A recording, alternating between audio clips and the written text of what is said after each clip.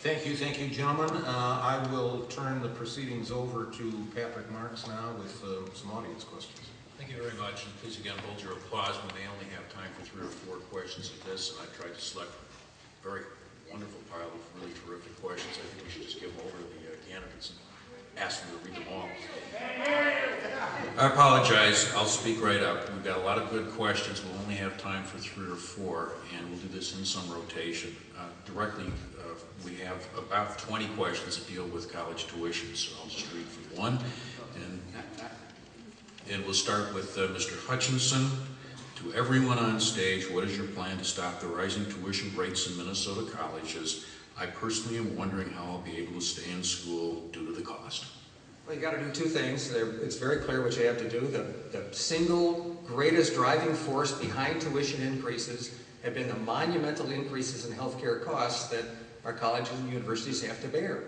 They're rising 2 or 3 or 4 times the rate of revenues, and so that's all being pushed. That pressure is being pushed onto tuition, and it's pushing tuition up. You got to get control of healthcare costs. Somebody said to me the other day, they heard me ranting and raving about healthcare costs, and they said, you know, if you can't get healthcare costs under control, you might as well not be governor.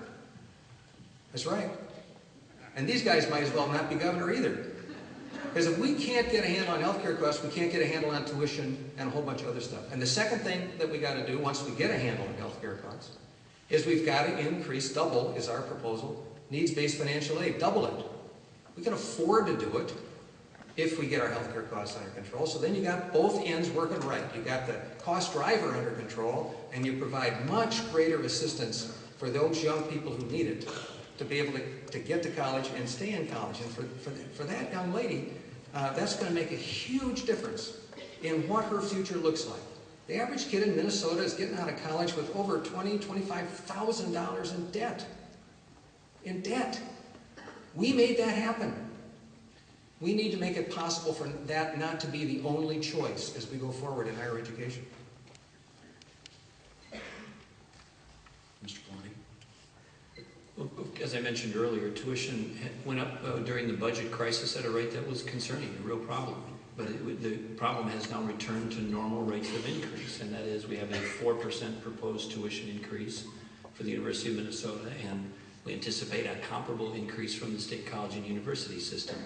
The university tuition is about mid-range in the Big Ten, and the MnSCU tuition is about mid-range in their peer group. But we have more to do in this regard. One of the things we need to do is, first of all, I proposed an Achieve proposal, which would allow any student who gets the top 25% of their class to go to college for free in Minnesota if they're under $150,000 in household income, or if you get a comparable ACT score. So even if you don't get in the top 25, you can score well on your ACT and still go.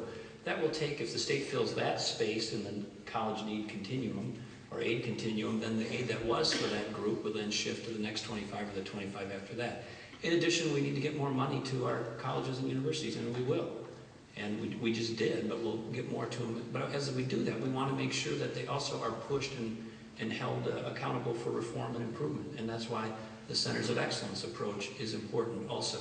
But again, we have candidates, and with all due credit to Peter Hutchinson, he just tells you how he's going to pay for it.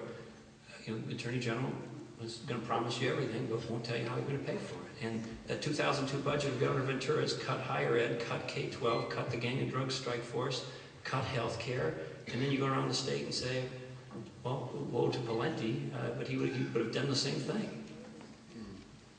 Mr. Hatch? Well, I wouldn't have done the same thing, but I've said that the Ventura budget would have been far better than what you did. And what I'm saying here is that on college tuition, that it's too high. The promise of every governor for the last 55 years, they all came from poverty or very modest beginnings. One was an orphan, Elmer Anderson. One grew up in a New York City tenement, Arnie Carlson. Rudy Perpich picked up coal from the tracks, and they all had something in common. They used the education system. Most of them used the very university that we're at to get to economic prosperity. And then having become governor, they stood as a sentry to make sure we had the finest education system. Federal Reserve Bank here has issued study after study pointing out why the Minnesota economy has done so much better over the years, although now we're sliding, as I mentioned, with this fast food economy. But why for so long we were doing so much better, and they point out it's directly related to this institution that we're at today. It's directly related to a strong education system in this state. These governors made sure we had financial access. They made sure we had geographic access within 30 minutes, no matter where you live in Minnesota. We want access to higher education. Governor Elmer Anderson said that we didn't, 62 college campuses, more than any state on a per capita basis. Point out that that's fine. Don't say it's too much ever. Try to talk to a community about closing down an education center. The governor proposed a BRAC commission when he was a legislator. Basically, the idea was to start closing them down. He found out how valuable communities felt about this. I want our children to go to these colleges. I want the tuition down. I've told you how I'm going to take it. I'm going to close that loophole on foreign investments. I'm going to take every dollar of it, we're going to apply it to tuition relief. It is absolutely immoral that we taxed our children to balance a budget. It should never have happened.